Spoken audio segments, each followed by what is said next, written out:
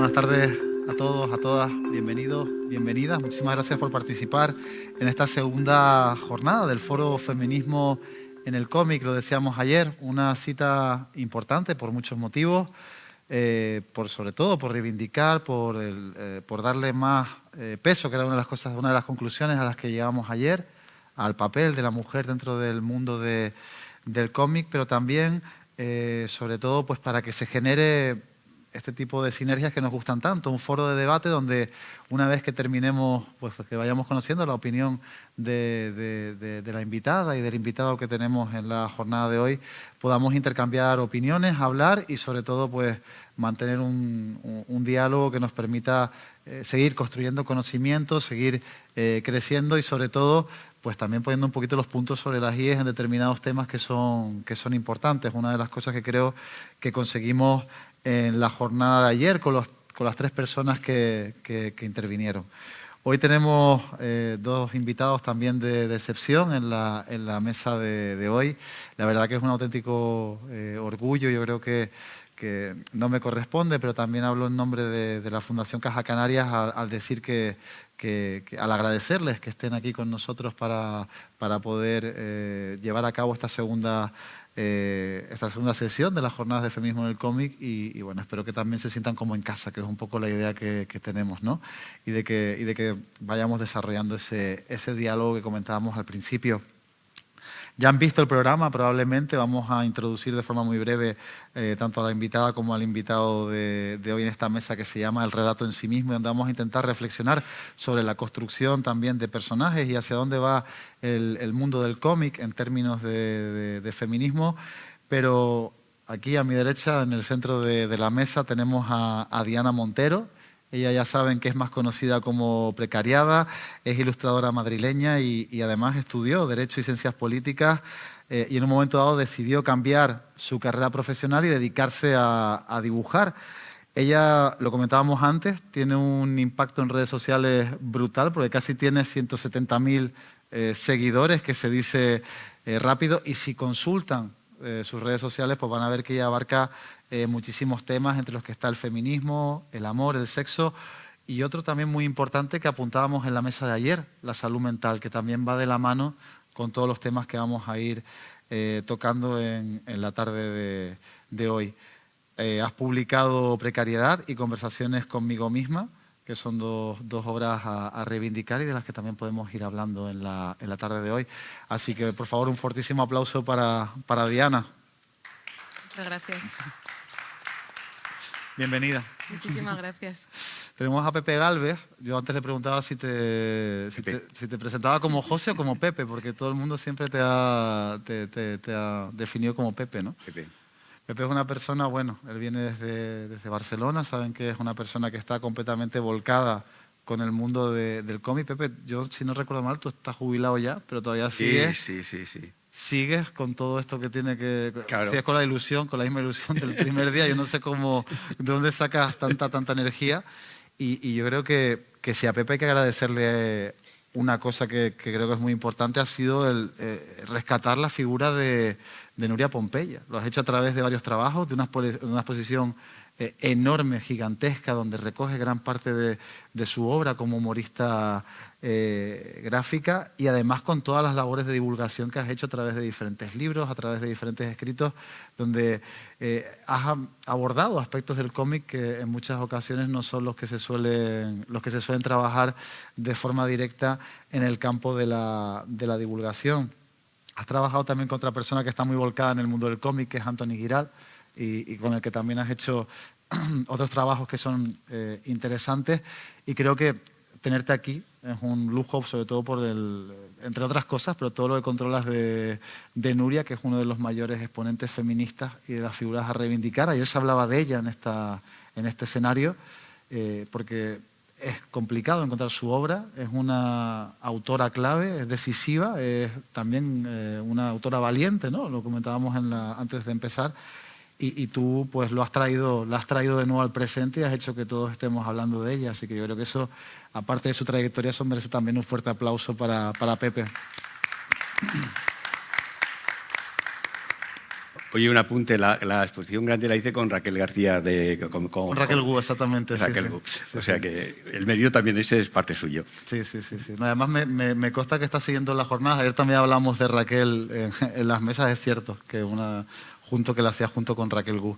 Pero bueno, todo ese trabajo de investigación que has hecho no hay que tampoco demeritarlo porque lo has llevado a cabo tú por cuenta propia, ¿no?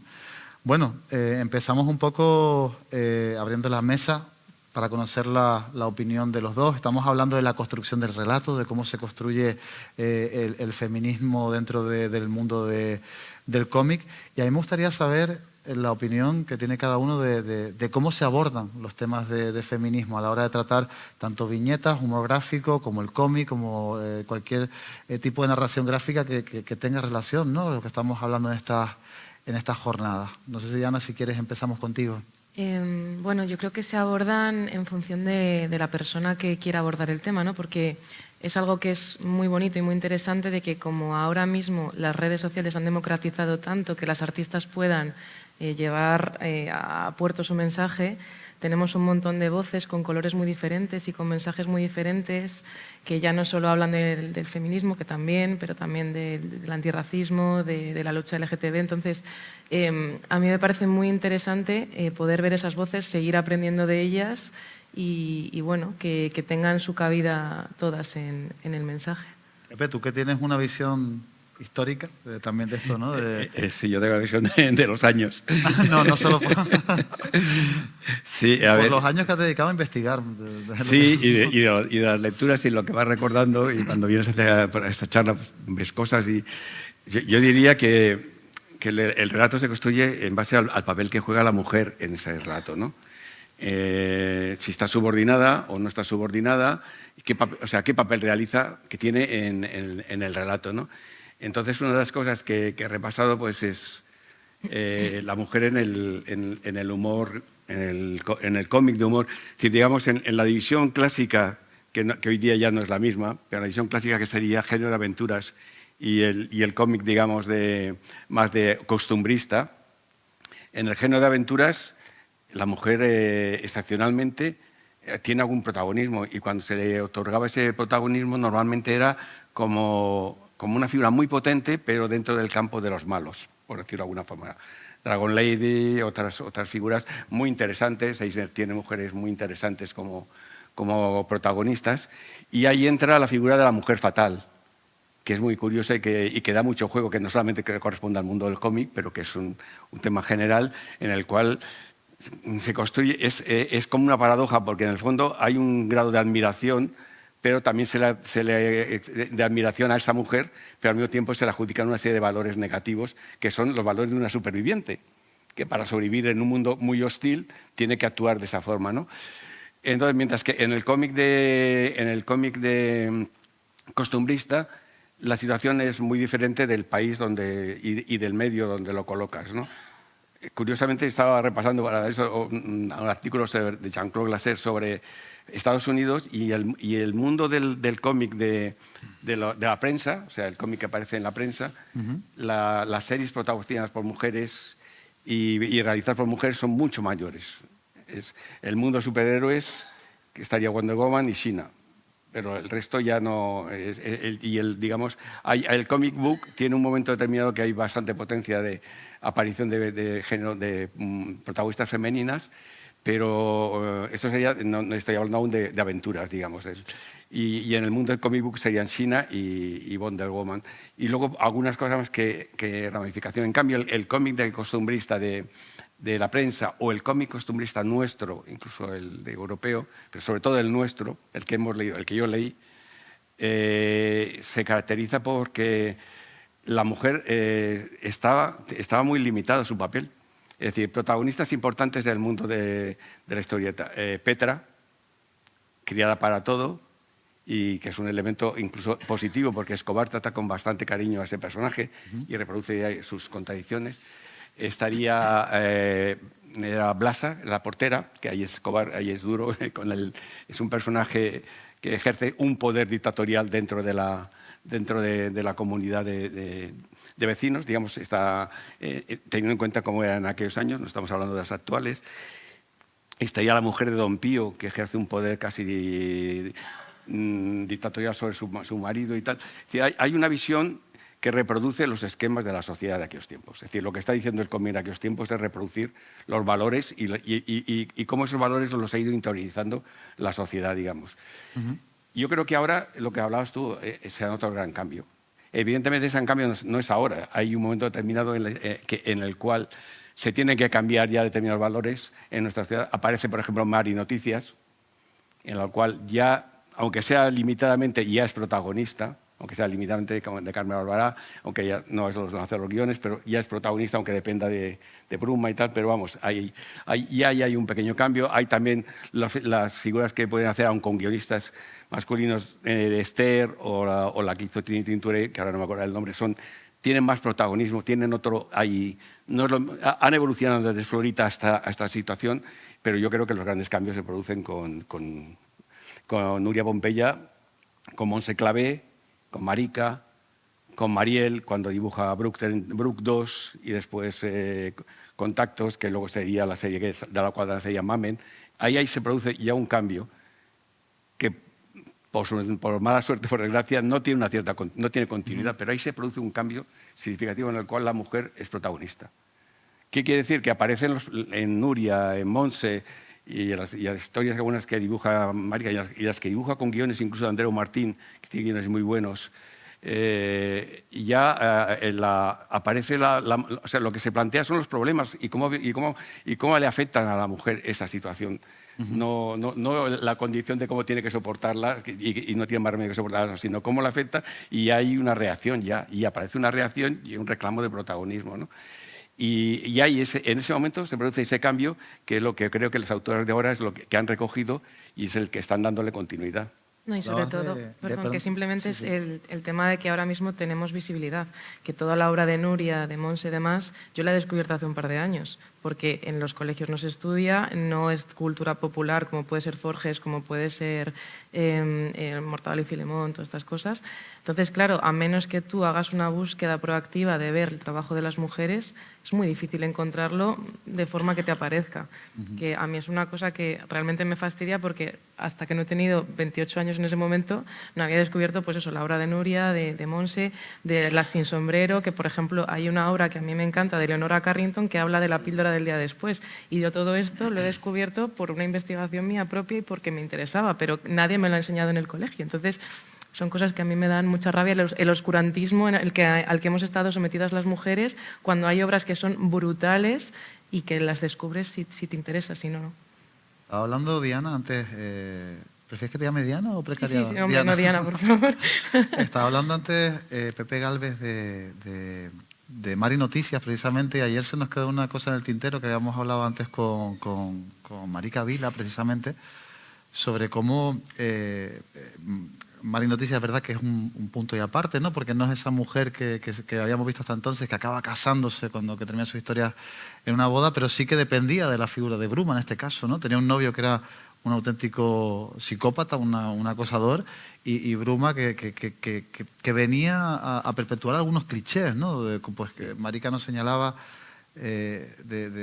pues que las mujeres siempre están detrás de los chicos malos, de que hace falta que haya una especie de caballero andante que esté detrás de ellas para salvarlas, ¿no? En este caso Bruma era el papel que jugaba dentro de Mari Noticias.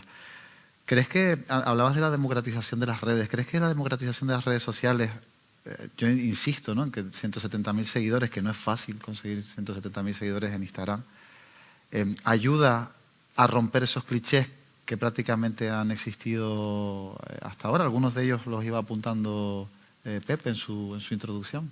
Completamente, porque yo soy la primera hija del patriarcado a la que le han enseñado que el objetivo era casarse, tener hijos y bla, bla, bla, bla. Pero claro, yo de repente, cuando me he hecho mayor y tengo unas aspiraciones y unos intereses muchísimo más allá de pues una boda, ¿no? Claro, dices, joder, ¿por qué no me han metido otras aspiraciones que a los chicos sí, no? Porque siempre era esta cosa en el patio del colegio, que los chicos era que si aventuras, que si soy pirata, que si soy vaquero, y las chicas sumisas de, ay, no me voy a poner a jugar porque me mancho el vestido, ¿no? Nos enseñan un poco a, desde de pequeñitas, tener esta posición sumisa de, no, voy a esperar lo que decías tú, a que venga el caballero andante a salvarme. Y no, o sea, yo creo que con esta reivindicación en el arte por parte de diferentes voces se da a entender a las mujeres también que tú puedes tener tu propia voz y que tú puedes crear tu propio discurso y tu propio mensaje pues con el arte de la forma que sea, pero yo creo que es muy empoderador. O sea, yo obviamente he llegado aquí porque he visto referentes que me han hecho llegar, porque cuando yo me planteaba ser artista hace 10 años no tenía referentes que yo conociera femeninos y decía, bueno, es que no es posible porque no hay mujeres en el arte. Claro que había, pero nadie me las había enseñado y yo, por mucho que, porque también hay internet, todavía no estaba como es ahora, que es súper fácil, pero jolín, que ha cambiado mucho la historia y creo que es muy importante para las niñas que vienen y las que están ahora aprendiendo a formar su discurso, tener muchísimos referentes en cuanto a mensajes. Y Diana, ¿cómo ayudas tú a derribar esos clichés a través de tu arte, de tu obra? ¿Cuál crees que son las claves un poco? Y si quieres luego, Pepe, reflexionamos cómo otras autoras también contemporáneas a Diana consiguen que se derriben esos clichés.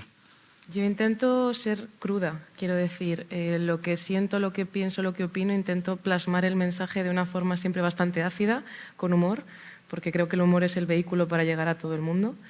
Y contar cosas que yo he vivido y que he sentido, que al final es la forma de conectar con la gente, porque tú te piensas que es una cosa que has podido vivir tú sola y luego descubres que hay chorrocientas personas que le ha pasado lo mismo y que se sienten representadas y que encima las has hecho reír aunque estén pasando un momento de mierda. Entonces, bueno, pues ahí ayuda bastante. Reconforta, me imagino, ¿no? Claro, a ti como autora te reconforta el claro, hecho de que... O sea, yo puedo estar hablando de una ruptura, de no haber conseguido tu carrera laboral soñada, de yo qué sé, de que lo estás pasando mal por un duelo, por salud mental, por un montón de asuntos que son más allá del amor, evidentemente, y que nos hacen sufrir. Entonces, si tú consigues abordar esos temas complicados desde el humor y acercarte a esa persona, creo que es el trabajo más complicado de una ilustradora, pero que cuando lo consigues es muy, muy, muy gratificante. Pepe, ¿crees que hay otras cosas que ayuden a derribar esos clichés? Porque sí es cierto que, aunque Diana señalaba con mucho acierto, creo yo, que hay una diversidad de obra, hay una diversidad de visiones que también es muy enriquecedora, ¿no? Sí que a lo mejor hay unos elementos coincidentes que son los que ayudan a que haya un cambio de paradigma. Yo creo que a lo mejor puede ir por ahí la respuesta, no lo sé. El hecho de que se estén haciendo públicas cosas que son cotidianas y que a lo mejor quedaban en pequeños grupos de amigos, de amigas cuando se hablaban, hacerlo en un portal como las redes sociales donde hay cientos de miles de personas que pueden acceder a ello, ayuda, ¿no? Pero no sé si hay otras claves también. Yo creo que el tema de... hay una parte que has planteado que creo que es bastante clave, que es el humor. Es decir, plantear las cosas, caricaturizándolas y digamos, enseñando digamos, el lado trágico, pero al mismo tiempo su lado patético y tal, y eso ayuda mucho, ¿no? Y claro, yo ahí voy a seguir reivindicando a Claire Bretécher. Claire Bretécher para mí es la primera en humor, porque también están otras, pero la primera en humor que realiza una visión, vamos a vernos como somos, y sin idealizarnos, ¿no? Pero al mismo tiempo reconociendo que somos así, igual que tú eres así y otros son así. Entonces, a partir de ahí, vamos a ser protagonistas. De alguna forma, yo creo que lo importante es que, aunque hay un punto de humor y de ridículo, a esas personas que se sienten identificadas las conviertes en protagonistas también. Justo. Son protagonistas de su relato. A mí mucha gente me ha escrito de cómo te has metido en mi mente, porque cómo has conseguido saber lo que estaba pensando, porque al final es que son situaciones comunes que pasamos todos y todas, entonces es normal que... O sea, es normal, pero es complicado. Para mí lo más difícil es sintetizar ese mensaje de una forma que sea breve y graciosa. Eso es lo más difícil. El dibujo para mí es como algo secundario ahí. Es muy complicado. Es que es lo lógico es que sea difícil sí. conseguir ese mecanismo de sacar, analizar la situación, ver los puntos que tienen y cómo luego lo conviertes en... Y verla desde fuera, que yo hay muchas veces que a veces, pues yo que sé, hablo de algo que he pasado hace un año porque he tenido que procesarlo para poder hacer humor sobre esto y la gente me escribe de, ay, ¿qué te ha pasado? Y es como que no, que esto es de, ya esto es de hace ya tiempo. Precisamente hago humor porque ya lo tengo superado. Eso es. ¿Se empodera al lector entonces? Estamos hablando de que el lector se puede sentir empoderado con este tipo de discursos. Claro, si tú te ves... Si ves que no eres lo que comentaba, si ves que no eres la única persona que pasa eso, entonces ya dejas de tener ese complejo, ¿no? Si decir, no, a ver, lo que me sucede, pasa más gente, quiere decir que no es mi problema, sino que es un problema más general y por lo tanto puedo darle una visión, una solución, digamos, que no es el sentirme culpable o el sentirme, digamos, víctima, que es otra forma de sentirse culpable de alguna forma, ¿no? Es decir, hay más gente que le pasa, por lo tanto, y lo supera. Yo creo que es un tema que funciona, o sea, a nivel de salud mental, la experiencia que yo tengo con los alumnos que hago, alumnas generalmente, con las que hago de tutor de prácticas, de gente de cómic, es el tema de la salud mental como la solución que encuentran, porque cada año tengo 2 o 3 personas que han vivido, y estamos hablando de personas de 18, 19, 20 años que han tenido ese problema, ¿no? Es el no sentirse solos, el sentirse como, o sea, que haya más gente. En el caso de amistad o que no sé, ese es importantísimo, ¿no? No solo empoderados, sino también acompañados, en este caso, ¿no? Exacto.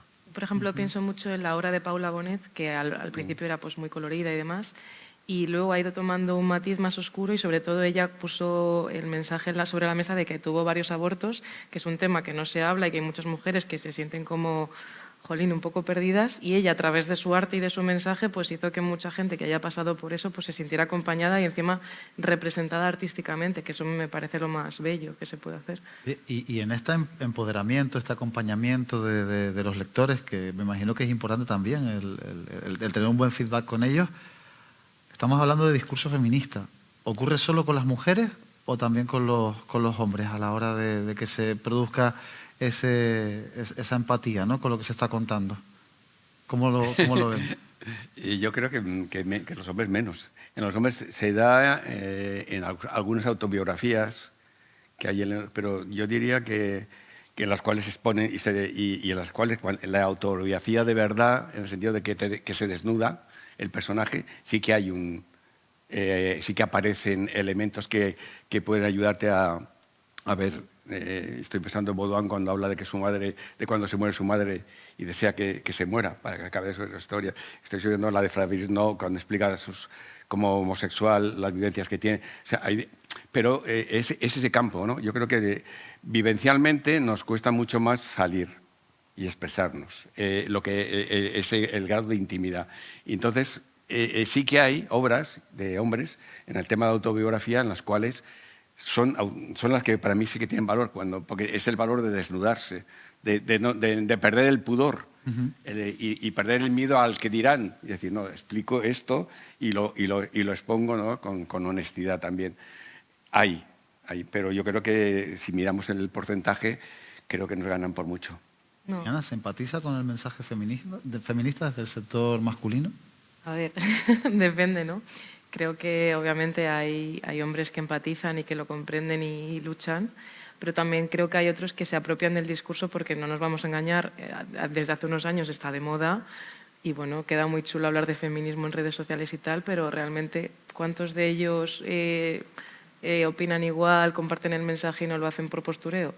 No lo sé, la verdad. Eso también es una pregunta interesante. Ayer nos decía Javi Rollo que en ocasiones le habían acusado de lo que acaba de comentar Diana. Y Pepe, me imagino que a ti también te habrás metido en ese camino, ¿no? Yo creo que, lo pensaba que estoy de acuerdo con ella, tiene más mérito un guión, por ejemplo, de Andreu Martín, el de Brook 2, que estaba mirando estos días, que me parece una maravilla, donde hay una pareja. Brook 2 es una pareja de la cual luego se salió Contactos y luego salió Mamen. Entonces, esta pareja, él está diciendo, ¿quién hace esto en casa? Yo, le dice ella, ¿quién hace tal? Y hay un que le dice, oye, ¿por qué me lo echas todo en cara? Dice, él que ha provocado esa discusión tiene mucho más mérito que Andreu Martín se retrate de alguna forma ahí y acepte, digamos, estas contradicciones que tenía él y teníamos otros, digamos, en ese momento, ¿no? Porque en ese momento, a pesar de que sí que había una cierta fuerza feminista, no es el de ahora, en el cual estamos en lo que dice ella, o sea, es muy fácil decirlo, porque ya hay una ola, te subes a esa ola, claro, ¿no? Y quedas bien en esa ola, ¿no? Entonces y ligas encima. No. Eso es lo que se acusa mucho, ¿eh? Claro. Pero es que eso se daba también en la transición, el dique de yo te comprendo, tal. Era una forma, además creo que hay alguna historieta en la que sale eso. Tendría que buscarla, porque es esa fórmula. Eso se debe venir de todas formas, ¿eh? Claro. Para mí es un poco, ¿no? A mí es un poco red flag si alguien de primeras, un chico me dice soy feminista sin que yo le haya preguntado, para mí es un poco red flag de ¿por qué me estás diciendo esto sin que yo te habría preguntado? Porque es raro, ¿sabes? A mí demuéstramelo con hechos, no con palabras. Muy bien. ¿Pepe? Sí, yo creo que hemos de... A ver, yo creo que hemos de ser conscientes de la educación que hemos tenido, de dónde venimos. Entonces, yo, es decir, personalmente, tengo una educación en la cual pues, me he sentido cómodo en los valores de dominación masculina. Entonces, tienes que elaborar todo un proceso, pero a pesar de todo, lo sigo teniendo dentro. Entonces, no es que diga soy machista, pero digo, sí, pero tengo mucha Es educación que yo soy la machista. primera que me han educado en el machismo. Por lo tanto, entonces... mi problema no es que sea feminista, sino yo me defino como una persona que entiende la igualdad y como entiende la igualdad tiene que entender el valor del feminismo, pero asumiendo que tengo mis contradicciones y las voy siguiendo teniendo, espero el tiempo que me quede hasta la caducidad. Hablamos de deconstrucción, entonces, ¿no? Para poder... ¿Y creen que este discurso, el discurso que estamos hablando, el discurso que un poco tratamos en esta mesa, ayuda a esa deconstrucción de los hombres? O sea, ayuda a que realmente el hecho de pues, consumir obras como las que produce Diana... Yo quiero ser optimista y quiero creer que alguien pues, se para a pensar en algún momento y diga, oye, igual me estoy comportando como un senutrio en determinadas ocasiones o no estoy siendo empático...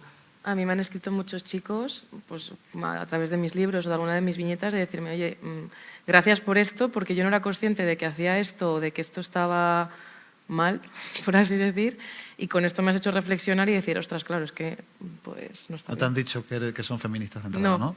Me han reconocido, o sea, pues han hecho lo que dice muy bien. Pepe, un poco de hacer autocrítica de su comportamiento y decir, ah, bueno, es que esto a lo mejor, por ejemplo, felicitar el Día de la Mujer, ¿no? Estas cosas que hace gente todavía.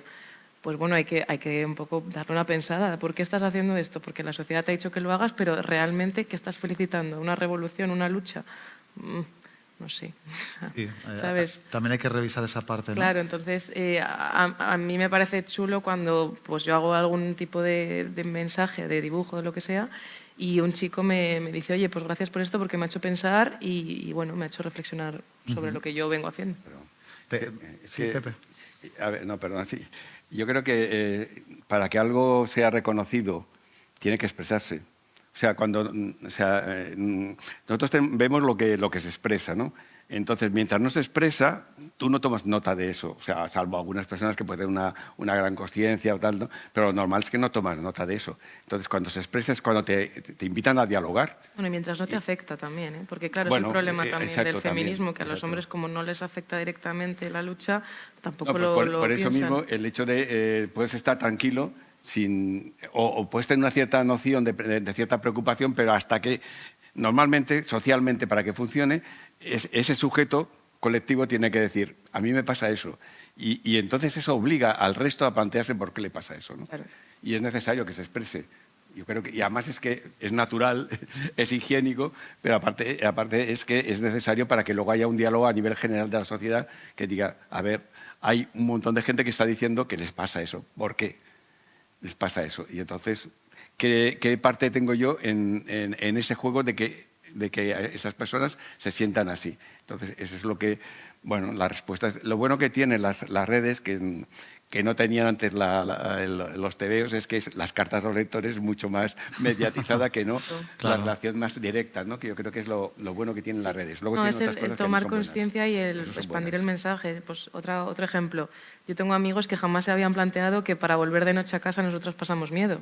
Ya. Ellos me dicen, no, si es que yo voy con la música tan a gusto y no, vamos, yo no me planteo ir con la música puesta volviendo sola a casa ni de broma. Y creo que muchas mujeres tampoco. Entonces, ¿qué es esa falta de conciencia de que cuando ya esos mensajes se ponen sobre la mesa, pues es más fácil que la gente reflexione sobre ellos, porque si no te afecta no luchas por cambiarlo. Diana, habías apuntado una cosa interesante, a ver qué opina también Pepe, que como hemos llegado a un punto en el que el discurso se empieza a interiorizar, empieza a seguirse quizá una especie de, no sé si está bien definido, pero como una inercia social, hacemos esto porque es lo que hay que hacer, porque es lo positivo, porque es lo bueno, pero señalabas que tenemos también que ser autocríticos, es decir, ¿por qué estamos haciendo las cosas, no?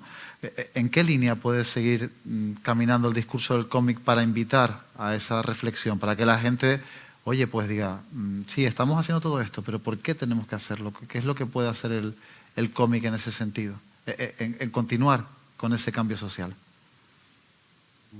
Hombre, la pregunta es para pensársela con calma. Total. Es que yo no sé si tengo una respuesta tampoco. Lo cierto es que como cualquier medio de comunicación, de expresión, digamos, esa condición que tiene, lo primero que tiene que hacer es eso, que aflore y que en él se exprese esa situación, digamos. Y eso quiere decir también que haya capacidad de comunicar, capacidad de publicar. Entonces, claro, ya entramos en otros problemas que tiene el cómic, ¿no? Pero de por sí, la ventaja que tiene el cómic es la expresión a nivel, digamos, gráfica más directa, mucho más directa que el cine, que la televisión y tal, y de comunicación más directa, incluso que las palabras únicamente, creo que tiene la posibilidad de lanzar mensajes y de plantear reflexiones. Es posible incluso con el tiempo que se produzcan obras como se está produciendo en Francia, en otros sitios, en los cuales el cómic además reflexiona, no solamente lanza en una página de humor, que me parece además que cada uno tiene su función y me gusta y me encantan esas páginas, ¿no? Sino que además puede ser que además haya juegos incluso... Bueno, creo que hay obras de novelas gráficas como la de Dixon Bechdel y otras que están planteando reflexiones que van más allá, ¿no? Y entonces que se puede crear ya un relato más complicado y más complejo. Puede haber relatos periodísticos, que no dejan de ser relatos sobre eso, y relatos de novela gráfica más elaborados y más complejos en los que salen todas las cosas. Pero creo que estamos avanzando hacia eso. Creo que la realidad es que ya se están dando ejemplos de eso, ¿no? Y ya estamos avanzando hacia eso. Diana, no sé si quieres añadir algo. Sí, no, yo opino igual que al final los cómics lo que sirven es para mostrar el mensaje de la generación que en ese momento quiera expresar qué es lo que le está moviendo a llevar a escribir eso. Entonces, yo creo que simplemente hay que seguir por esa línea, seguir hablando de lo que realmente mueva a las personas que hacen estos cómics, y también lo que decía Pepe un poco, que la fuerza del cómic es la forma de sintetizar mensajes muy complejos en algo muy chiquitito y muy visual. Entonces yo creo que eso es lo que hay que seguir potenciando, porque tiene mucha fuerza. Trabajando en esa línea, ¿no? ¿Es fácil, Diana, hacer humor con algo tan serio? Tú decías bueno, que tienes que interiorizarlo, que tienes que hacer un ejercicio, ¿no? de asimilar determinadas cosas. O sea, para mí es que escoger un mensaje así y reducirlo a 5 palabras. Entonces, para mí es muy, muy, muy complicado, pero también me divierte porque es como un puzzle, ¿no? A ver cómo consigo yo que esto tenga gracia, que la gente se quede pensando y que, bueno, que todo vaya unido, ¿no? Pero sí, yo creo que es difícil, pero es muy chulo. A mí me encanta, la verdad. Pepe, no sé si tú has percibido que a lo largo de esos estudios, ¿no?, que has ido haciendo de la evolución del discurso también feminista dentro del cómic, si era fácil hacerlo en una parte por la carga personal que tiene, la carga humana que tiene, y en otra también por lo valiente en ocasiones, ¿no? Bueno, yo creo que los humoristas, si son buenos humoristas, o el conjunto de las buenas humoristas y buenos humoristas, tienen esa capacidad de sintetizar y de darle la vuelta el humor gráfico bueno, y sea bien como imagen o como, tiene esa capacidad de siempre, yo diría. Está ahí, está en Nuria Pompeya, pero en alguna forma está en Peric también, aunque sea masculino, es la capacidad quizás de los que mejor se autorretrata en algún momento determinado. Está en algunos de Cesc, o sea, es decir, claro, para mí como lector, en el caso, disfruto también, porque ver cómo se sabe concentrar en 1, 2, 3 viñetas o en una página, sintetizar, me encanta la palabra sintetizar, y dar el elemento clave, eso es propio de la definición del buen humor gráfico. Si además ese buen humor gráfico se encamina a reflejar una parte de la sociedad, pues yo creo que ahí estaríamos hablando de Nuria Pompeya, estaríamos hablando de Montse Clavé, estaríamos hablando de algunas cosas algunos guiones que dibujó Mariel, o Maitena, por ejemplo, que no hablamos mucho de ella, pero también reflejaba una parte y estaba muy bien en cuanto convertía a la mujer como protagonista con otras formas, pero también eso era feminismo en cuanto que era su realidad cotidiana, está expuesta ahí. Ahí yo creo que hay una línea que creo que se puede, que hay que reivindicar, digamos, ¿no? Pero, por ejemplo, ahí, justo que mencionas a Maitena y demás, yo, por ejemplo, como os decía, he descubierto la obra de Nuria Pompeya y me puse a buscar los libros ahí como loca en tiendas de segunda mano porque están descatalogadísimos. Echándoles un vistazo, me hace gracia que no han envejecido mal el humor, es decir, que a mí me sigue haciendo bastante gracia, además es muy político, ella se replanteaba por qué se tuvo que casar y tener hijos y todo esto, cuando ella pues, querría obviamente ser ilustradora y llevar otra vida, pero era lo que la sociedad le imponía en ese momento y además me parece el triple de valiente porque era en medio de la dictadura, o sea que es una locura, pero luego, por ejemplo, veo cosas de Maitena y creo que ha envejecido peor el humor.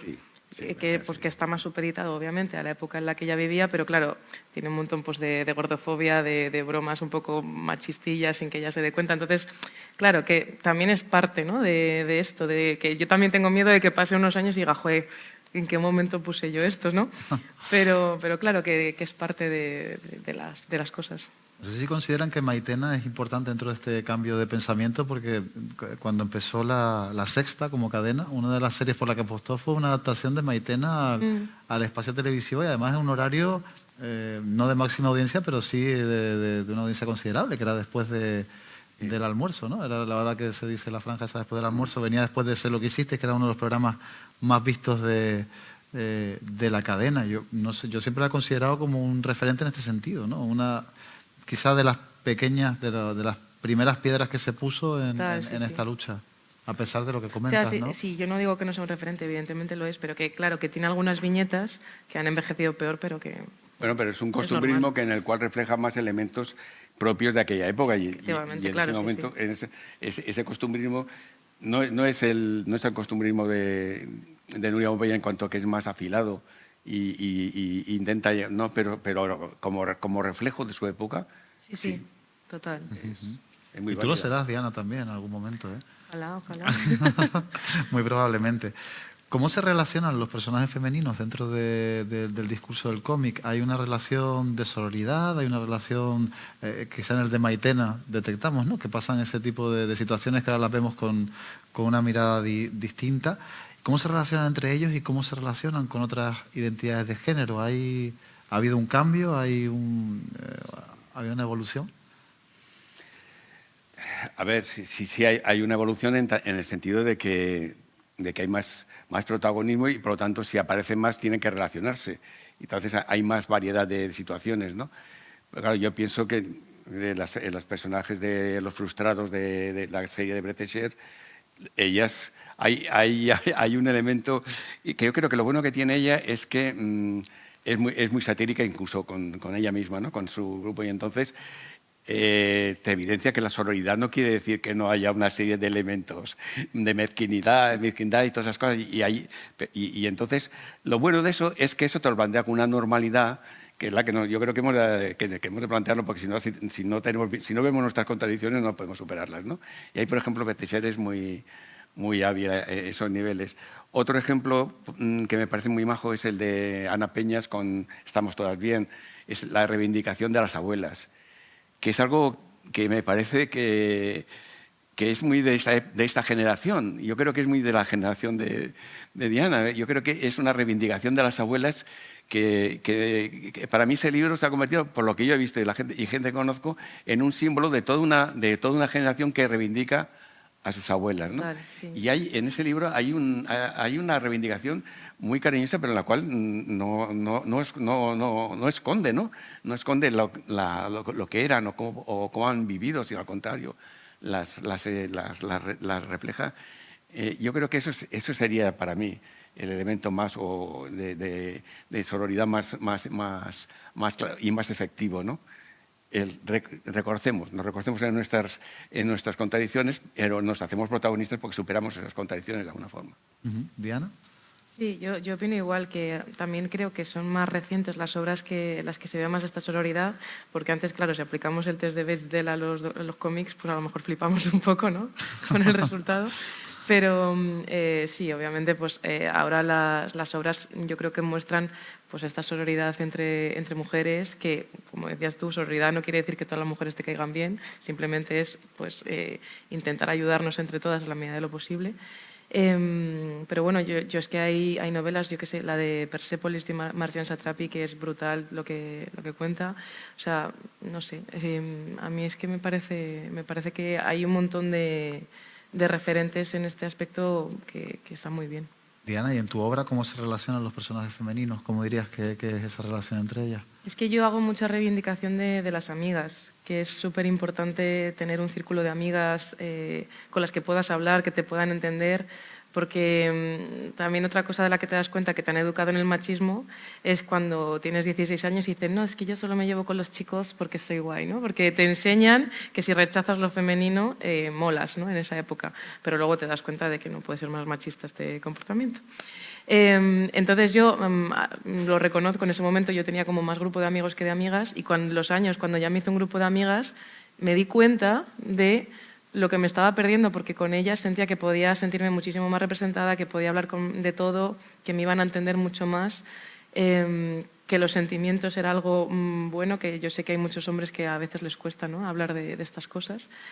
Entonces, yo lo reivindico mucho también por el tema de lo que hablábamos del amor, ¿no?, que hay mucha gente que se aboca al amor como si fuera la panacea y de repente esa relación se rompe y no tiene ningún círculo en el que apoyarse. Entonces, para mí es súper importante tener ese grupo de salvamento. Antes de pasar a leer las preguntas que nos han ido llegando a través de la página web y de dar paso también a las preguntas del público, me gustaría reflexionar sobre un aspecto que ayer se nos quedó también en el tintero, que es la salud mental.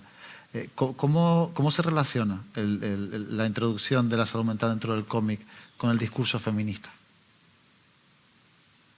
Pues yo es que creo que se ha abierto el melón hace poco, ¿no? De que hay gente que lo pasa mal, de que tomar antidepresivos si lo estás pasando muy mal no es un pecado y te puede ayudar. Realmente hay un libro de Rosa Montero que es La locura de estar cuerda, que habla de todo esto de ser artista y estar un poco en plan, que suele estar relacionado por lo que parece. Y a mí me parece bastante interesante, ¿no?, el tema de que se aborde y que se ponga sobre la mesa, porque lo que hablábamos, lo que no se habla no existe y si no existe parece que tú eres la única loca.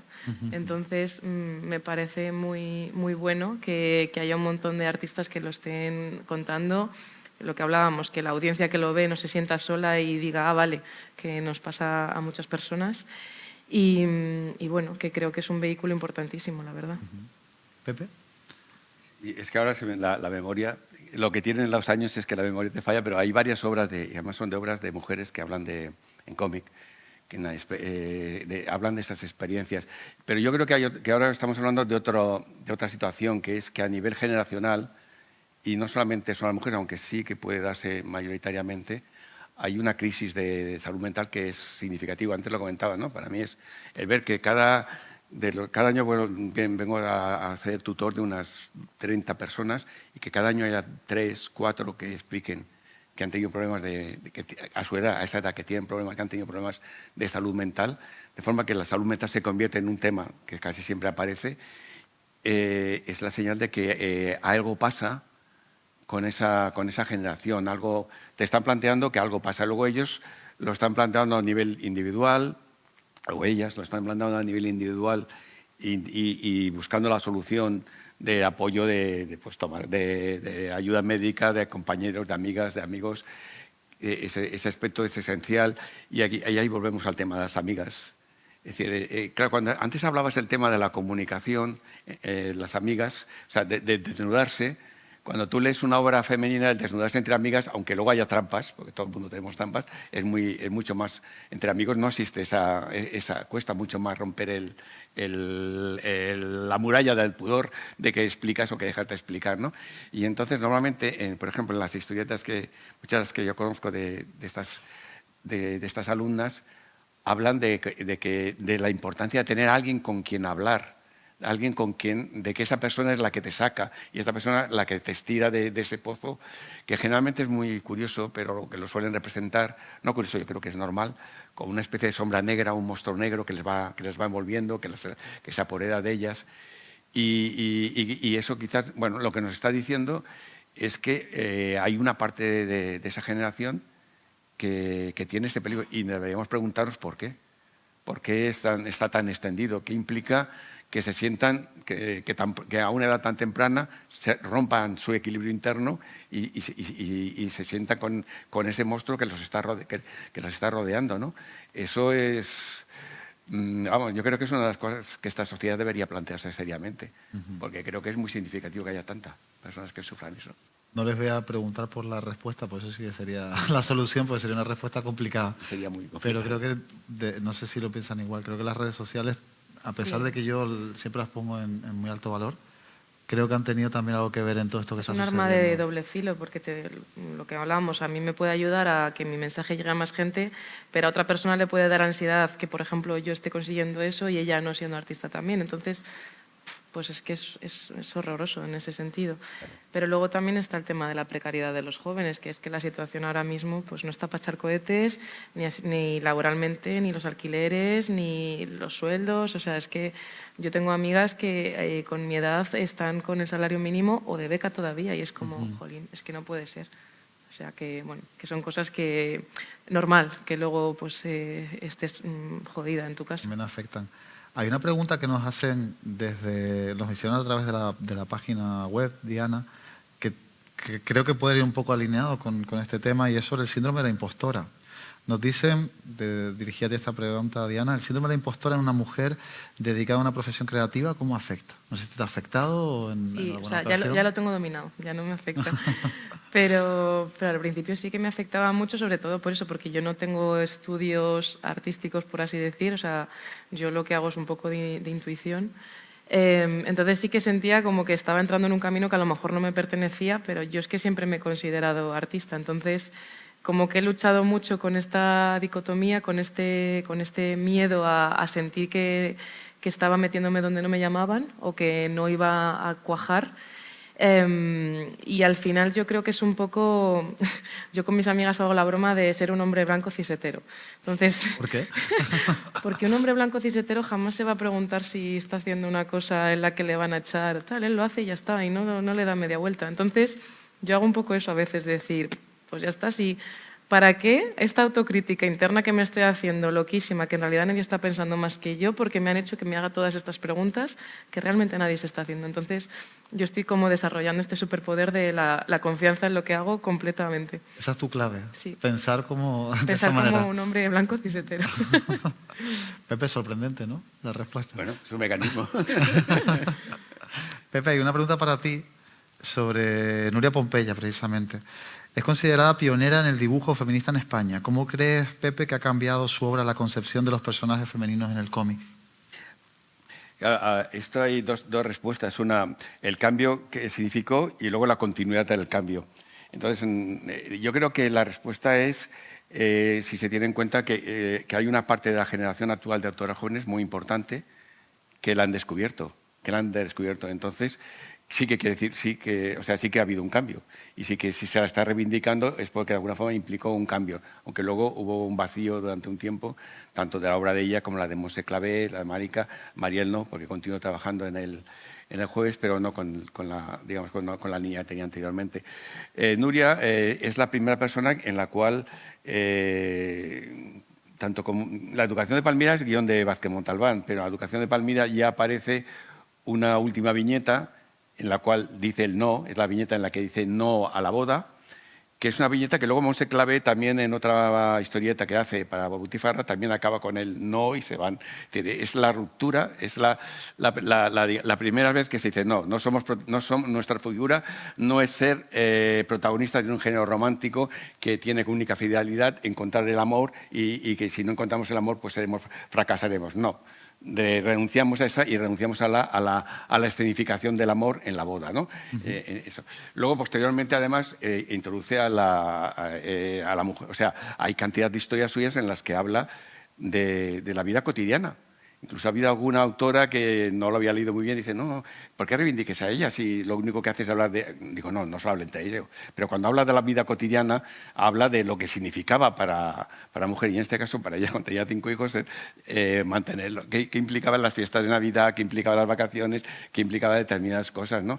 Es decir, no solamente hace... Y además, en algunos casos, hace la crítica también a la señora que tiene criada y que la obliga a hacer esas cosas, ¿no? Entonces, no solamente hace una crítica más o menos, intentar comprender el papel de la mujer, la historia, sino que de alguna forma también reivindica el papel de la mujer cotidiana, de la ama de casa, es decir, ¿qué hace? Hace un trabajo. Y un trabajo que no está valorado, pero que es un trabajo esencial y que además...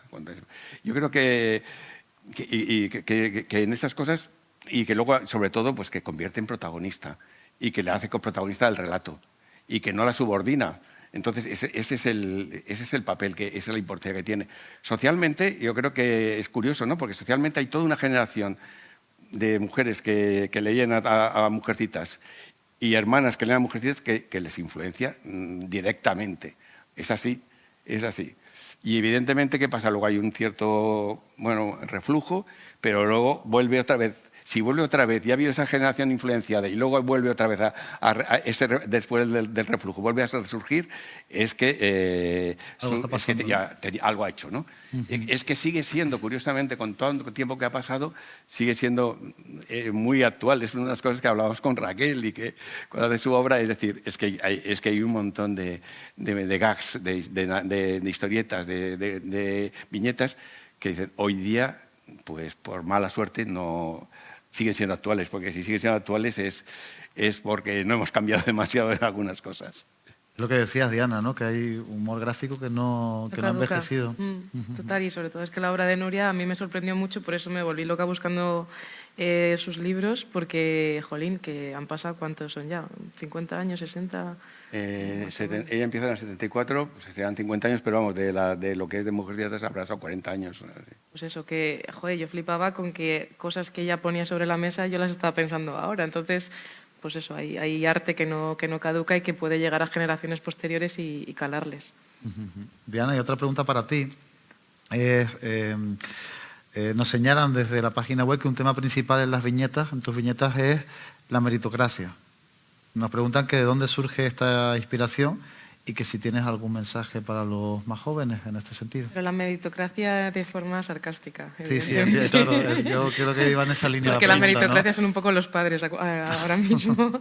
Sí, o sea, a mí es que lo que quiero demostrar es que me da mucha rabia cuando la gente dice lo de no, si luchas por tus sueños los consigues seguro, tal, porque eso al final genera frustración si no los consigues y comparaciones y, bueno, salud mental, evidentemente.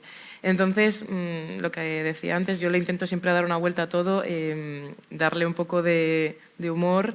Obviamente, yo siempre abogo porque la gente intente luchar por sus sueños, pero que si no lo consigue, que tampoco pasa nada porque habrá otra cosa a la que se pueda abrazar. Y bueno, o sea, yo un poco lo llevo por ahí porque yo, por ejemplo, cuando me metí en esto, no sabía dónde me estaba metiendo. Si me lo llegan a contar, a lo mejor no me meto. pero vamos, que me la jugué bastante y fue como, bueno, pues a ver qué pasa. Entonces, que entiendo el miedo y yo lo que intento con mis viñetas y con mi arte es que la gente se sienta, pues lo que hablábamos, ¿no? Comprendida, de que obviamente no todo es un camino de rosas y menos en el mundo del arte. Hay muchísimas espinas y eso es lo que hay que tener en cuenta y que sobre todo en el arte tener meritocracia es muy complicado. O sea, yo creo que es una combinación de que tengas suerte y obviamente que tengas talento, porque si no es difícil llegar a algún sitio. También nos preguntan, estaba para los dos, ¿no? Para Diana y para Pepe, que si creen que la sexualización en la mujer ha cambiado o ha mejorado o sigue siendo un problema a día de hoy. Antes, Pepe, hablabas del género de superhéroes, donde siempre se ha sexualizado a la mujer. Si nos vamos al manga, también hay una sexualización muy fuerte de los personajes femeninos. También creo que es un rasgo cultural, ¿no? Que es una cosa que casi que está hermanada, ¿no? Que va de la mano con la cultura japonesa. ¿Creen que ha cambiado? ¿Creen que ha mejorado? ¿Creen que sigue en el mismo punto? ¿Creen que quedan cosas por hacer? Bueno, yo creo que lo que hablábamos, ¿no? Que depende del autor o de la autora. Yo, por ejemplo, ahora si leo obras me siento más representada porque veo a una chica en vaqueros y camiseta y digo, podría ser yo. Y sobre todo una chica que no es sumisa, ¿no? Que no hace el papel de novia o de la que le gusta al protagonista, ¿no? Entonces es una persona que tiene, o sea, un personaje que tiene su propia personalidad y su propio discurso dentro de la obra. Que creo que ahí hemos avanzado un poquito, pero bueno, no sé si Pepe... También nos preguntan por la novia de, nos hablan de Lois Lane y nos preguntan sobre la novia de. yo creo que en ese sentido se ha avanzado un poco, ¿no? Claro. Lois Lane no ha dejado de ser la novia de Superman, creo que no ha cambiado. Antes muchas mujeres en los cómics simplemente eran las novias de o la que le gusta al protagonista y por la que lucha, pero que tiene una frase en esa novela y es cásate conmigo, ¿no? En plan, entiendo que al final se reduce un poco a eso el papel de la mujer, pero por eso yo creo que se ha avanzado de que ahora los personajes tienen más voz. O sea, a ver, de lo último que habláis es que en el género de aventuras era un género en el cual el hombre era protagonista, entre otras cosas porque en general lo era también, pero porque además los relatos lo habían incidido y porque además generalmente se pensaba que era un público masculino el que lo leía, lo cual yo creo que era incorrecto, porque había una gran parte de público femenino que también lo leía y que hemos visto que ha habido luego películas en las cuales la protagonista es de aventuras, es una chica y que ha encantado al público femenino, ¿no? Es decir, por lo tanto, había desde un punto de vista de lo que era el género en sí y luego de las limitaciones de la propia sociedad que llevaban a que la mujer pues hacía el papel de secundaria o mala. O era la novia o la mala, porque también el guerrero de Antifaz tiene enemigos, que ahora no me acuerdo, alguien habrá del público que se acuerda mejor que yo, que era una mujer y que tenía un peso bastante importante, ¿no? Entonces, en cambio, lo normal era eso. Es decir, me acuerdo hace poco en una entrevista decían, es que el Capitán Torero, Sigrid, no aparece más que en 4 viñetas y dice, claro, porque el papel suyo no era de estar luchando, cuando podía haber sido, pero, claro, en ese momento no era estar luchando, sino que era la compañera del héroe, digamos, ¿no? Y pasa en Superman o pasa en otras Pero que también al ser un guión escrito por un hombre, eso daba un mensaje a las mujeres de ese entonces de si tú te comportas como la mala, que realmente si lo piensas era bastante feminista ese comportamiento, porque lo que decías tú, están sobreviviendo en un entorno bastante hostil. Si tú te comportas así, te vamos a echar de la sociedad. Entonces era un mensaje subversivo para que ellas no se comportaran así, fueran sumisas y fueran la novia de... Claro, tú si le das una vuelta dices, ¿no? Pues como las villanas de Disney, ¿no? Que si tú las das una pensada dices, joder, Úrsula en realidad era una feminista y una negociadora la tía que flipas, ¿no? Pero ahí la ponen como mala.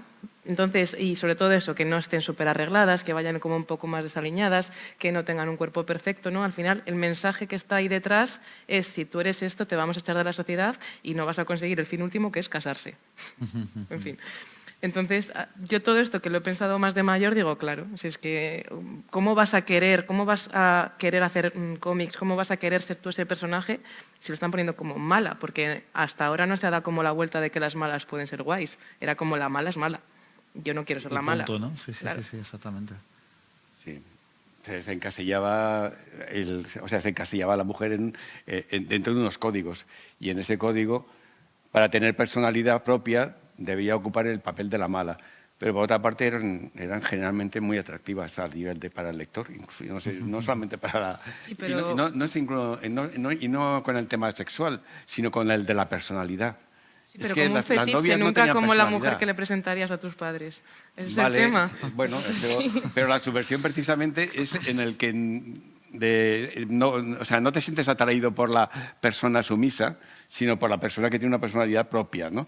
En ese sentido, curiosamente, yo creo que muchos de guionistas lo que hacían era reflejar un deseos y sus fetiches. Sí, fetiches, sí. Nos preguntan también, en el mundo del cine dicen que muchas veces los personajes femeninos tienen una escasa interacción con otros personajes femeninos. Recuerdo además en redes sociales ver un montaje de escenas del Señor de los Anillos donde ningún personaje femenino hablaba con otro personaje femenino, era solo interactuaban con personajes masculinos. Y nos preguntan que si esto es igual en el mundo del cómic, si creen que se da la misma situación. Yo creo que un poco lo hemos ido respondiendo, depende de la época y depende del género. Exacto. Depende de la época, sí, pues si no hay casi personajes femeninos es muy difícil que hable con otro personaje femenino. Y además, a ver, los personajes hablan cuando tienen un protagonismo, tienen un objetivo a donde tienen que llegar. En el tema de aventuras es muy difícil que hable con... Incluso la mala no tenía otra al lado, mala, o sea que era imposible. En el tema costumbrista ya es más... Sí que hay, pero aquí ya entraríamos qué tipo de relación tienen entre ellas y porque generalmente eran obras de autores masculinos y por tanto reflejaban una forma de ver la mujer. Es decir, es posteriormente, cuando hablamos de la novela gráfica y hay un desarrollo muy importante, ahí sí, ahí están y ahí hay muchas conversaciones, porque es una... Bueno, yo diría que la novela gráfica de verdad Me refiero a la que quiere reflejar la vida con toda su complejidad, tiene que colocar muchas situaciones en las cuales la mujer está y es protagonista, ¿no? Yo me quedo con una reflexión que decía Diana, Pepe, no sé si piensas igual, que haber introducido el grupo de amigas dentro del formato de la narrativa propia del cómic ayuda a que los personajes femeninos empiecen a relacionarse por primera vez. No sé cuándo se empieza, pero siempre habíamos visto esa camaradería entre hombres, pero nunca esa hermandad entre mujeres, ¿no? No, y por lo que veníamos diciendo, que como ellas eran novias de, o la chica que le gusta, al final no había mujeres alrededor con las que ellas pudieran interactuar, porque eran el objetivo del hombre protagonista, no pues es un personaje con una voz propia y con un peso dentro de la obra. Entonces, claro, ¿cómo va a interactuar con otras mujeres? En ese momento, como a nadie le importaba, ¿no? Claro. Entonces, cuando ya se pone sobre la mesa, como esta persona obviamente es un ser humano que tiene pensamientos y tiene que interactuar con otros, pues cambia la historia. Yo creo que es el costumbrismo, ¿eh? El costumbrismo, o sea, el reflejo de la vida cotidiana es la que permite ese salto, ¿no? Y ahí, porque además ahí es cuando entra el diálogo, las dudas, ahí es donde entra ese juego en el cual el juego de las amigas es muy rico narrativamente. En el costumbrismo es muy rico. En aventuras sería incluso lo adormecería, ¿no? En la aventura hace falta todo, puede existir, pero ya es otro tipo de introducción del personaje femenino. En cambio, en el costumbrismo, las amigas es una fuente para las páginas, es una fuente de inspiración continua y un recurso narrativo, vamos. Además, creo que ayuda a combatir ese cliché que existe en el discurso no solo del cómic, sino de la cultura popular, que las mujeres entre ellas, poco menos como que se van a degüellar unas a otras, ¿no? Claro, claro. O sea, a mí esa frase de el peor enemigo de una mujer es otra mujer es como, pero bueno, o sea, es todo lo contrario, ¿no? Pero claro, ¿ves? Esos son estos mensajes que te van metiendo en la cabeza, que tú te los crees y que de repente, pues lo que hablábamos, un día te paras y dices, un momento, ¿por qué estoy pensando yo esto? ¿Quién me ha metido esto en la cabeza? Pues ahí está la cosa de un momento para reflexionar y ver estos mensajes que hemos dado por válidos y por eso, como que es una cosa buena, a lo mejor no lo es tanto.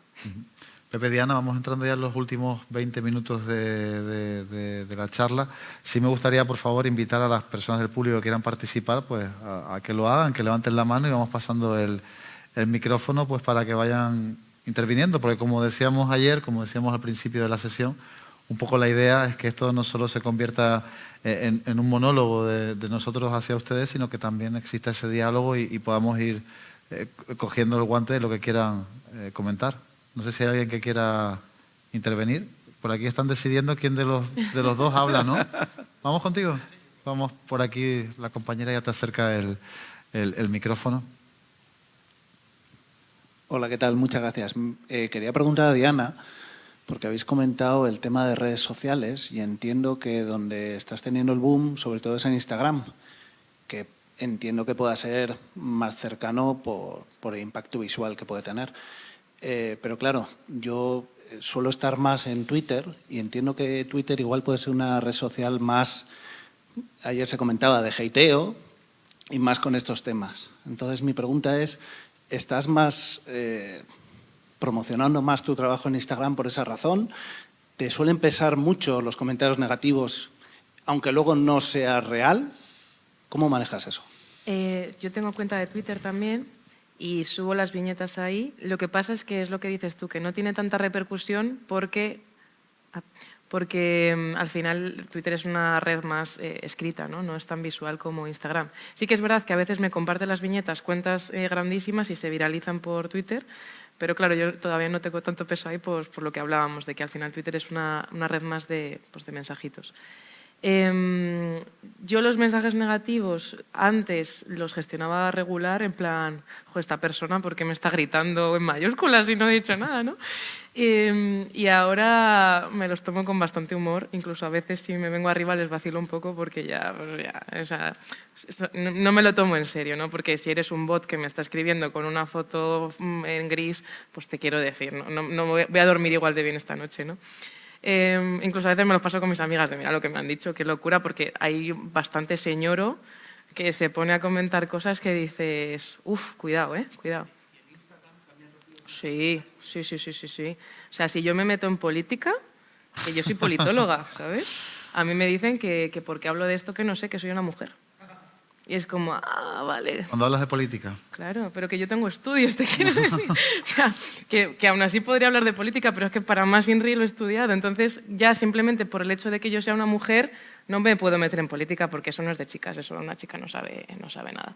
Entonces, bueno, yo ya, pues te lo digo de verdad, me lo tomo con completo humor y no le echo cuenta. Y lo que intento también es a veces incluso visibilizarlo, de mira lo que me dicen, de, joder, es que es heavy, ¿no? Que tan impunemente tú pongas esos comentarios, ¿no? Que, joder, yo no sería capaz. No sé si hay alguna pregunta más, alguien que quiera. Manuel Darias, que está por aquí delante. Y que creo que nos puedes resolver la duda, Manuel, que había planteado Pepe con respecto a los personajes de Guerrero del Antifaz. De Guerrero del Antifaz, efectivamente. Quiero decir, Zoraida o Zaida, no. Solamente del Guerrero del Antifaz dar un apunte. Para mí el personaje más fuerte del Guerrero del Antifaz es la mujer pirata, que era, al principio aparece, tiene una aparición fulgurante porque tiene su nave pirata, se enfrenta al Guerrero del Antifaz, incluso casi lo derrota, no lo puede derrotar porque es mujer, pero al final termina enamorándose del Guerrero del Antifaz. Sí. Eso es lo curioso de la época, ¿no? Y luego me ha encantado que hayas nombrado a Claire Brecheter, porque yo la conocí en el año 68 cuando me suscribí a la revista Feni francesa, que fue la primera revista que yo conocí de estudios, antes de Van, incluso, no sé si antes de Van o más o menos, por la misma época. Y me encanta que, porque a mí me encantaba Claire Brecheter, me encantaba. Y luego hay otro personaje que a mí me parece que es fundamental en cuanto a una mujer valerosa, una mujer que no se deja llevar por nadie, que es Sigrid, la novia del Capitán Trueno. Era la reina de Thule. Ella no se dejaba, ella no ejercía de novia del Capitán Trueno, eso era una cosa colateral, por así decir, pero ella tenía su personalidad propia. Yo, de hecho, hasta escribí un relato dedicado a Sigrid, ¿no? Sí, a ver, dos cosas. La de Claire Brecheter me lleva a la memoria de reivindicar una publicación. Creo que hay dos publicaciones que hay que reivindicar, que era Women's... ¿Cómo se llama? Eran dos americanas de género de underground, empieza con Women's y después Women's, no me acuerdo, que es la Trina Robbins y la Roberta Gregory, y Ananá. No colabora a Brecheter en Ananá, pero Ananá fue una revista, 9 números, que estaba dirigida y realizada por mujeres, aunque hay momentos que colaboran Tardí, porque eran compañeras de la gente que estaba haciendo, de los hombres que estaban haciendo Humanoides, la editorial Humanoides Asociados, ¿no? Y Metal Island. Entonces ellas sacan 9 números con la Nicole Clavellou y la Chantal Montelier, que aquí se publicó Andy Gang, o sea que es una historia. Y evidentemente, bueno, creo que hay que reivindicarla porque es una obra, es un intento. En el 76 no consiguen superar, digamos, una serie de problemas, pero ahí está como una obra a tener en cuenta. Brecheter yo creo que era un genio. Era un genio o una genio gráficamente y el humor que tenía, su forma de desmenuzar las situaciones y de resolverlas, y yo creo que es un placer continuo de leerla, ¿no? En cuanto a Sigrid, tiene razón, yo creo que ahí hay una especie de lo que decíamos antes del género, es decir, ¿quién hace Sigrid? ¿Quién define Sigrid? Víctor Mora. Víctor Mora evidentemente tiene una visión mucho más, con todas sus contradicciones de aquella época y con la contradicción que iba el género, mucho más abierta, evidentemente. Y estaba Armonía al lado, evidentemente. Armonía, que es otra de las figuras, digamos, referenciales del mundo del cómic como guionista, digamos. Aunque tuvo que limitarse porque hacía mucho más labor de redacción, pero es una de las figuras claves, ¿no? Y ahí Víctor, posteriormente, yo creo que tiene sus contradicciones, pero posteriormente va incorporando protagonismo femenino. Está Tequila Bang, están otras figuras que están recuperando un protagonismo masculino, femenino, que yo creo que aún tienen un cierto, pagan aún un cierto peaje a la visión masculina de la mujer, o en ese sentido. Yo creo que, pero sí que hay una voluntad en Víctor Mora de dar un protagonismo, de crear figuras femeninas protagonistas y además en el género de aventuras, ¿no?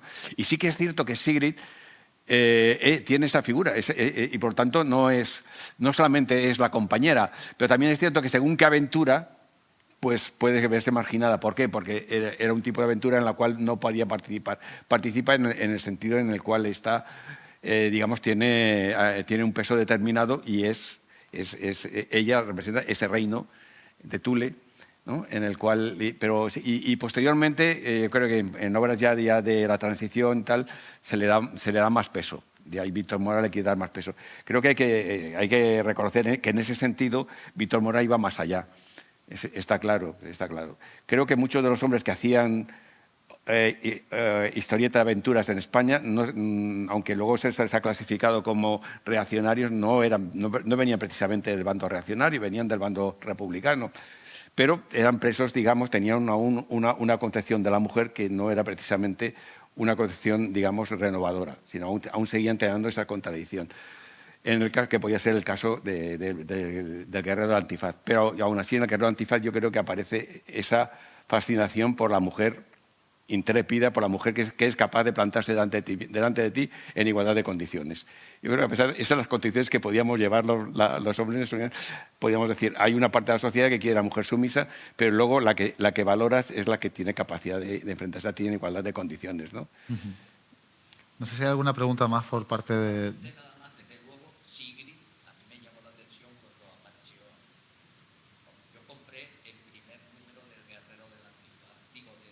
Vean Trueno.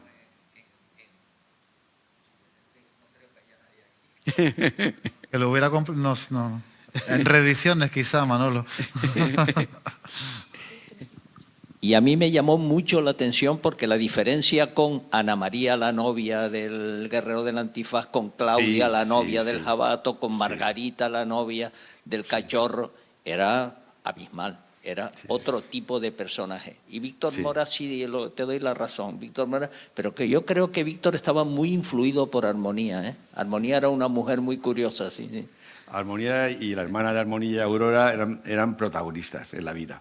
Ellas eran protagonistas en la vida, con lo cual Víctor convivía con su pareja, que era Armonía, protagonista de la vida. Y parejas posteriores que tuvo, Annie Gotzinger, otra gran autora, eran protagonistas. O sea, él tenía que reconocer a la mujer como protagonista porque era con las que tuvo relaciones y eran con personas protagonistas de la vida, con mujeres.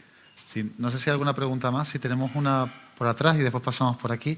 Tenemos una pregunta en lo que van pasando el micrófono, muy rápida, que me enviaba una compañera que no podía estar. Me decía que sí, se llama María José, que me gustaría que los ponentes contestaran una pregunta muy breve, si quieren. ¿Qué opinión tienen de que se adapten el cómic al género de novela? Y también añade que feliz Día de la Poesía, que no sé qué era el Día de la Poesía, pero bueno, se ve que es el Día de la Poesía hoy, ¿no? No sé qué les parece, si tienen una opinión al respecto. Yo es que lo veníamos hablando antes, que creo que se pierde un poco el mensaje porque al final los cómics tienen dos mensajes que son paralelos, que uno es el texto y otro es el dibujo en sí, ¿no? Y muchas veces lo que se está contando está más en el dibujo que en el texto, en el uso del color, en el uso de las escenas, de los planos. Entonces, si lo dejamos solo en novela, creo que ahí se pierde un poco, ¿no? Son lenguajes distintos, claro, ¿no? Al fin y al cabo. Sí. Yo creo que si es adaptación de obras literarias, creo que normalmente es una opción comercial. Ahora, yo creo que el cómic puede expresar la complejidad de la vida totalmente y por lo tanto las imágenes como tal pueden hacer poesía y se puede hacer y puedes explicar la vida con la complejidad de la novela con el cómic. Muy bien. Vamos atrás, que viene pregunta, ¿no? Sí. Hola, quería preguntarles, bueno, si nos podrían ofrecer algún tipo de listado o más o menos sobre recomendaciones de cómics feministas, a modo de listado algunas que nos podáis ofrecer. Bueno, podemos decir a lo mejor 3 obras de referencia, si las tienen, por cada uno, porque el listado puede ser inmenso, ¿eh? Que podemos pasarnos aquí 1 hora más nombrando cómic feminista, ¿no? Pero... Voy a buscar uno que lo llevo pensando un rato y no recuerdo el nombre, pero me encanta esta autora. Pero si quieres darle tú mientras. A ver. Es que ahora hay que ver si está en la edición o no está en España esas ediciones. Bueno, yo repasaría, Claro, la obra de Marica, sale un estudio de ella, pero pero lo que es la obra no está reeditada. Hablamos de Marica Vila, ¿no? Marica Vila. De Nuria Pompeya está reeditado. Mujercitas sigue siendo actual, está en el mercado, me refiero. Le recomendaría Mujercitas y también Maternasis. Yo la de Ana Peñas también la recomendaría. Estamos todas bien. Y luego, de francés. Las estupendas Estamos estupendas de Raquel. Sí, Estamos estupendas, que no le hemos citado. La Pero compañera ahí está el juego de amistades, por ejemplo. Muy bien, el juego de las amigas. Estamos estupendas. ¿Qué más? Bueno, yo la acabo de encontrar. ¿Lo encontraste ya, Diana? Sí, Naftalina de Sole Otero me gustó muchísimo. Ah, vale. Luego, bueno, Persépolis, evidentemente. Naftalina. Naftalina.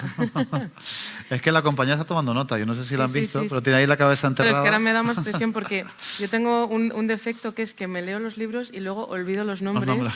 Y es como, tengo aquí el dibujo, porque mi cabeza funciona con imágenes, ¿vale? Entonces yo tengo aquí el dibujo de la portada, pero están como... Tengo que buscarlo, Muy bien. perdón. Si quieres, vamos pasando Sí. en lo que sigue Diana pensando o buscando más bien esos Sí, títulos. voy a Alison Bechdel, las obras de Alison Bechdel también valen. Tenemos aquí otra pregunta y ya es la última porque A estamos propósito prácticamente que en nombrabas hora. a Sole Otero, me acordé también de Intensa, que ya que hablamos de cómo se refleja, ¿no?, a la mujer en los cómics, pues la describe como muchas veces también se nos ha definido como tóxicas, histéricas, ¿no?, y esa manera bueno, pues de hablar de la mujer.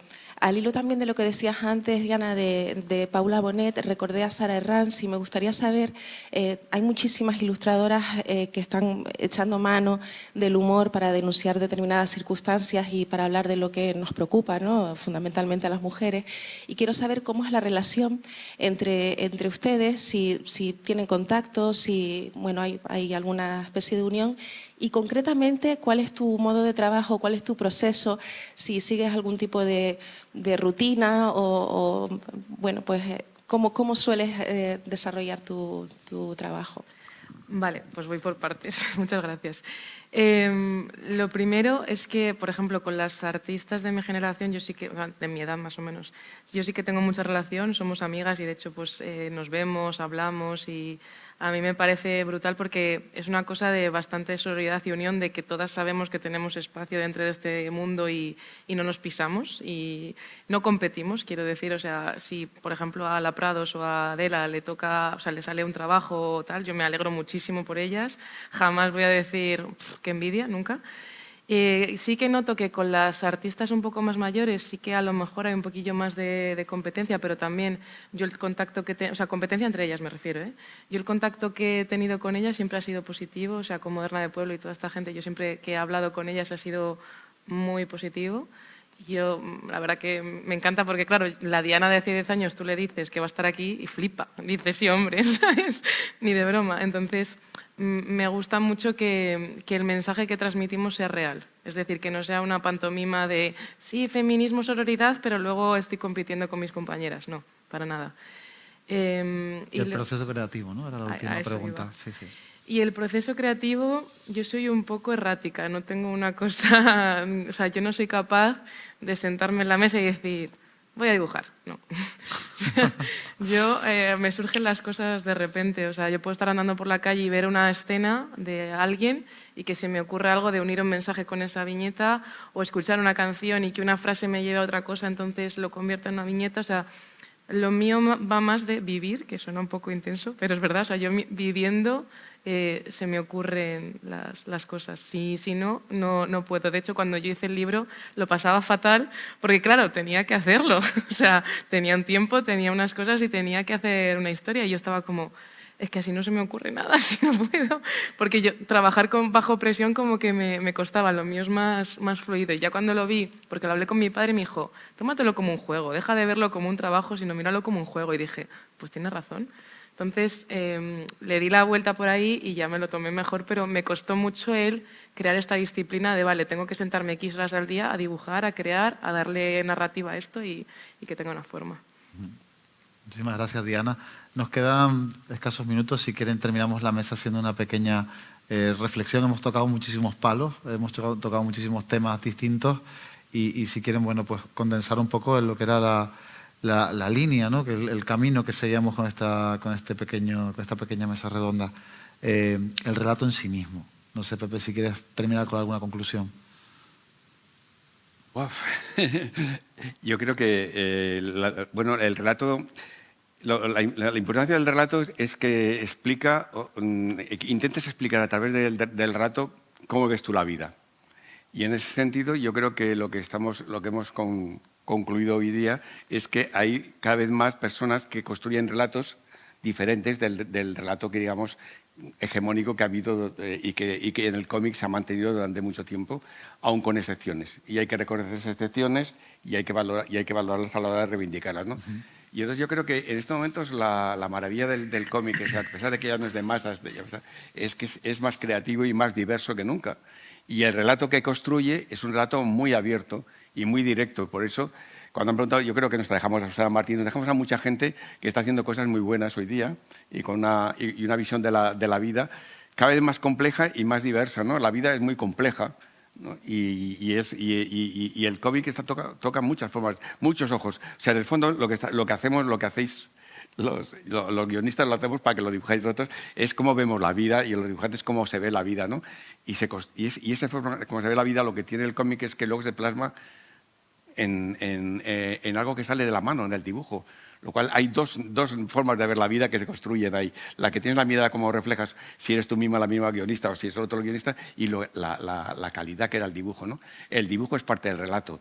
Y en ese sentido yo creo que cada vez es más variado y que se incorpore. Lo bueno, digamos, de la situación actual es la comparación de un montón de autoras jóvenes que aportan un trazo también diferente, ¿no? Una forma diferente de que nuestra mirada comprenda la vida. Diana, terminamos contigo. Pues yo apoyo, o sea, a lo que dice Pepe, de que estos relatos que son diferentes ahora creo que forman parte de un todo, porque antes simplemente había una unidad de relato y ahora hay muchos que creo que forman pues un poco la tela de lo que somos, ¿no? Y que juntando todos esos relatos puedes ver la diversidad que hay ahora en el mundo de mensajes, de historias, de formas de vida, que bueno, es bastante interesante porque estos relatos te pueden permitir acercarte a situaciones en las que tú nunca te habías planteado que ibas a vivir o que no vas a vivir, pues, por ejemplo, una historia trans. Yo no la he vivido en mis carnes, pero si una persona me habla de su situación y me pone en contexto, pues voy a poder empatizar con ella muchísimo más a través de un relato, ¿no? Entonces, creo que es muy importante seguir construyendo en esto y seguir aportando para que siga creciendo. Bueno, Diana, Pepe, muchísimas gracias por estar esta tarde con nosotros. Creo que ha sido una charla magnífica. Yo me siento afortunado, de verdad, por poder compartir esta hora y media con ustedes y aprender de todo lo que nos han tenido que contar. Y bueno, al público recordarles que mañana continuamos con la tercera jornada, que va a ser el cierre. Pero yo creo que la mejor forma de despedirnos es darles un fortísimo aplauso a ellos, que han estado como unos campeones aquí, aguantando el tipo y compartiendo todo lo que saben con nosotros, que eso siempre es impagable. Así que felicidades, gracias. Gracias. Gracias.